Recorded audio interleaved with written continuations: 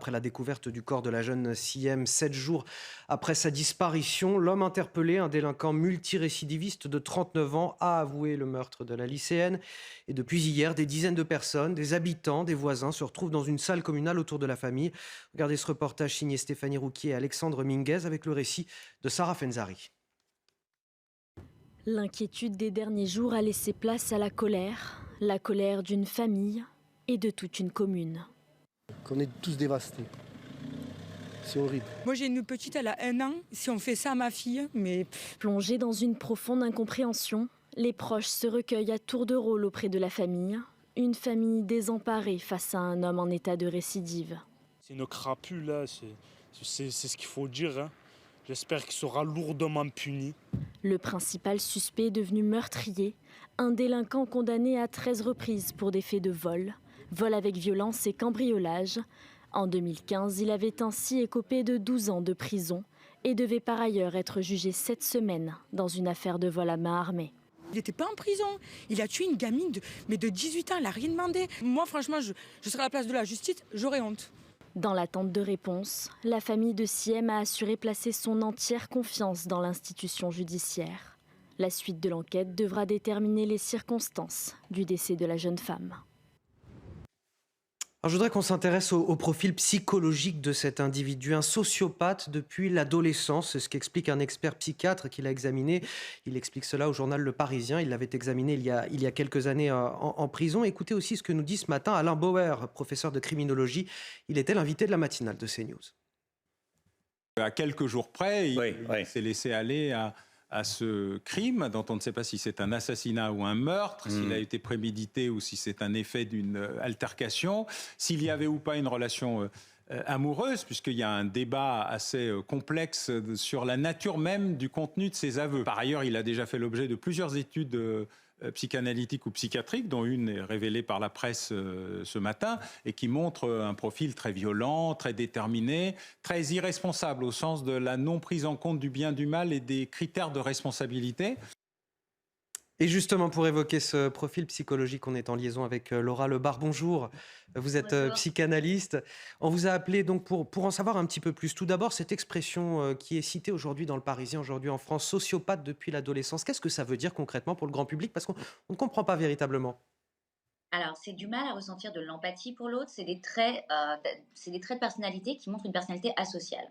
Une personne qui a du mal à cadrer les limites, qui va être en défiance avec la loi, qui ne va pas respecter l'autorité, qui va avoir du mal avec les normes et donc qui va, dans un pays normé, vivre des choses hors normes. Donc un sociopathe, c'est quelqu'un qui n'est pas capable d'intégrer la limite et qui va avoir des comportements asociaux. Ça veut dire que cet homme n'a pas intériorisé la loi ni l'autorité. On dit aussi qu'il a une déficience intellectuelle légère. Une question justement sur le suivi de ce type d'individu en prison. Justement, la personne qui nous parle de son profil psychologique l'a examiné en 2016 alors qu'il était en détention. Comment ça s'organise le suivi psychologique d'un détenu justement ? Alors, il doit y avoir ou pas une obligation de soins qui va être décidée. Et le détenu, on ne peut pas l'obliger, déjà, même s'il a une obligation de soins, à s'impliquer dans le processus thérapeutique. C'est-à-dire que même quand il y a une obligation de soins, il faut que le détenu ait la capacité de remise en cause. Là, quand on voit le profil du criminel, j'ai jeté un coup d'œil, je me suis posé la question. On a une espèce de défiance avec la loi. On a l'impression qu'il joue avec la loi, qu'il l'instrumentalise, qu'il y a quelque chose dans le domaine de la manipulation qui est très très fort. Et c'est presque comme un jeu. Je ne suis pas certaine qu'il puisse y avoir. Il va falloir un travail très profond, mais il va surtout falloir qu'il s'implique dans ce travail pour qu'on puisse réussir à soigner ce monsieur. Mais c'est extrêmement compliqué parce qu'il faut d'abord son implication et sa prise de conscience. Quand vous nous dites ça et quand on lit ce profil psychologique selon les personnes qui rapportent ces examens psychiatriques, on a l'impression que tous les voyants sont au rouge. Est-ce que ce genre d'expertise psychiatrique est de nature à peser dans un dossier où l'on doit décider à un moment donné de remise de peine, par exemple? Est-ce que ça rentre dans la balance à ce moment-là? Puisqu'on a le sentiment, au vu de ce qui s'est passé, que ça n'est pas vraiment rentré dans la balance. Quand on nous dit les sociopathes depuis l'adolescence, il n'a pas intériorisé ni la loi ni l'autorité, c'était en 2016 et pourtant, en 2020, cet homme est sorti de prison. Alors, c'est la même question que je me suis posée. Moi, quand on reprend son passif, À 17 ans, il est déjà connu des services de police. On voit bien qu'il y a une augmentation de la violence, c'est-à-dire qu'il commence avec, il commence à défier un peu la loi, il conduit sans permis, puis après il y a des vols, il y a des cambriolages, après il y a des attaques à main armée, après il y a séquestration, jusqu'à en arriver à un crime terrible dont on parle aujourd'hui. Donc cette escalade, quelque part, elle est dans son profil. Il y a des tests qui existent aujourd'hui qui aurait pu mettre en évidence sa dangerosité. Seulement, effectivement, les lois anglo-saxonnes et françaises étant différentes, en France, on va plutôt demander d'évaluer les causes et pourquoi il est comme ça. Et finalement, on a peu d'indices sur est-ce qu'il est vraiment dangereux. Et là-dessus, je crois pas qu'il y a beaucoup d'amplitude, en tout cas, au niveau des lois. Raphaël Steinville, tout à l'heure, vous me parliez d'une expression qui était donnée. Rappelez-la-moi. Ce même expert qui a eu l'occasion de suivre et d'examiner le prévenu parlait de sa dangerosité n'est pas psychiatrique, mais criminologique. Quelle est la différence, la distinction, et qu'est-ce que ça signifie Laura Lebar, si vous avez des éléments d'explication, de traduction pour nous. Alors, je vais vous traduire. On sait qu'en criminologie, il y a 1% des détenus ou des criminels qui sont psychopathes, c'est-à-dire qui vraiment n'ont pas dans leur c'est une maladie, c'est comme quelqu'un qui a une maladie du cœur, donc il y a circonstances atténuantes. Mais 99% ont des profils criminels. D'accord, les autres, ou alors on en fait des erreurs. Mais ce genre de profil comme on a aujourd'hui, c'est clairement quelqu'un qui a un profil criminel. C'est-à-dire qu'on ne peut pas enlever sa responsabilité et l'intention de défiance à la loi. La façon dont ça monte, la façon dont c'est orchestré, la façon dont la violence évolue, la façon dont le système évolue, il est bien connu en psychologie. Là, on est dans la criminologie. On est dans la défiance de la loi, on est dans une faille narcissique où je ne sais pas ce qu'a vécu ce monsieur, mais il a réellement besoin de se prouver des choses à lui-même. Et tout ce profil va avec ça. Et là, effectivement, on n'est pas dans quelque chose qu'il subit et qui est plus fort que lui. On est dans quelque chose qui est conscientisé. Et c'est là où on va faire la différence entre ce qui est psychiatrique et ce qui est vraiment du domaine de la criminologie. C'est cette conscientisation de l'acte ou pas. Mais ça veut dire que dès l'adolescence, on a pu déceler tout ça, mais qu'on n'a pas pu arrêter, en fait, ce parcours criminel. C'est ça qui est terrible, c'est qu'on voit bien qu'on a besoin de remettre à plat tout notre système et s'autoriser aussi, sans tabou, à aborder la question aussi de la délinquance des mineurs et comment on met en place des garde-fous au lieu d'être complètement laxiste et parfois aussi avoir un regard misérabiliste, que j'appelle, parce que du coup, on ne leur rend pas service.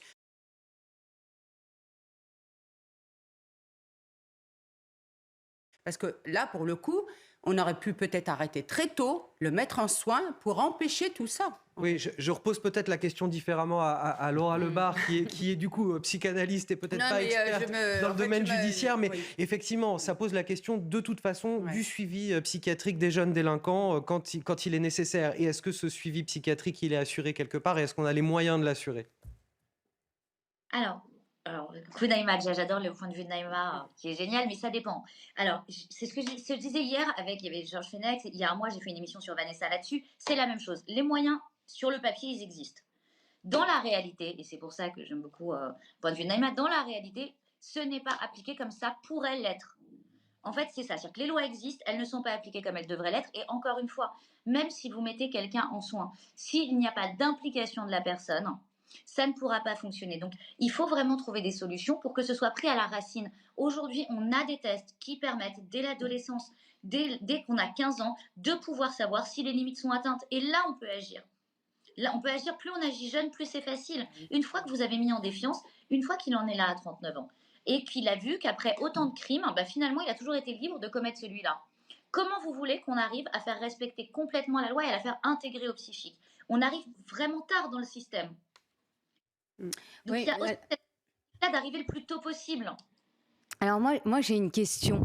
Mais ce type de profil, quand ils vont en prison, la prison, est-ce qu'elle n'accroît pas entre guillemets, ce déséquilibre psychologique, parce que on parle de moyens. Moi, tout à l'heure, je disais que pour aller de temps en temps en prison voir certains clients, on voit que les moyens sont pas là. C'est-à-dire qu'il y a des détenus qui me disent « j'ai pas encore vu mon psy, je dois attendre 1 mois ». Donc il y a ce manque de moyens. Et est-ce que ces gens-là, ils ont leur place en prison ? Et je vais être assez provocatrice, mais pas. Est-ce qu'il serait pas mieux en hôpital psychiatrique ? Puisque la prison, peut, concernant certains profils, accroître ce type de profil dangereux. Donc est-ce que leur place, c'est pas plutôt en hôpital psychiatrique? Mais vous allez avoir le même problème, c'est-à-dire que quand vous allez mettre des miroirs, en fait, la vie c'est un miroir, on projette. Quand vous allez mettre de toute façon ce genre de miroir concentré au même endroit, il y a une problématique. Est-ce que la prison accroît? Ça dépend de plein de choses, de la personnalité, des rencontres qu'ils vont faire, de si la peine va aller jusqu'au bout. C'est-à-dire que s'il y a remise de peine ou pas, il y a respect de la loi ou pas. Il y a beaucoup de critères qui rentrent en ligne de compte en fonction du contexte. Et effectivement, là où je dis, les lois existent, mais il n'y a pas de moyens. C'est exactement ce que vous dites. On a des détenus qui attendent 1 mois pour voir un psy. On a des séances qui devraient être au moins de 2 fois par semaine qui ne sont pas du tout mises en place. Un psy qui est vu 1 fois par mois, qu'est-ce que vous voulez qu'il fasse en 1 heure par mois? C'est pas possible. On est face à des personnes qui ont des personnalités de construction extrêmement complexes, dont on doit rentrer. Alors, on a des gens en face, il faut comprendre ce que c'est. Nous, on n'a pas de radio, on n'a pas d'IRM. Tout ce qu'on a, c'est notre compréhension de l'esprit humain. On doit rentrer dans l'esprit de quelqu'un qui déjà, lui, ne sait pas comment, il ne se connaît pas. C'est en vrac. On doit démêler, on doit tout dépasser et après, on doit tout reconstruire en fonction de ce qui est possible. Donc, c'est un travail qui n'est pas simple. Est-ce qu'il peut être accompli en 1 heure par mois? Franchement, surtout avec ce genre de personnalité, c'est impossible. Il faudrait des équipes à temps plein et pas un psychiatre. Il faut des équipes pluridisciplinaires, des psychologues cliniciens, des psychanalystes, des praticiens en thérapie brève, des choses qui sont mises en place quotidiennement. Et la prise en charge très tôt. La prise en charge très tôt. Complètement d'accord avec toi, Naïma. Bon, merci Laura Lebar pour cette expertise passionnante en plus dans l'expertise. Merci beaucoup. Vous êtes psychanalyste, je le rappelle. Merci d'avoir accepté notre invitation sur CNews. Je voudrais qu'on avance sur un sujet un petit peu plus politique.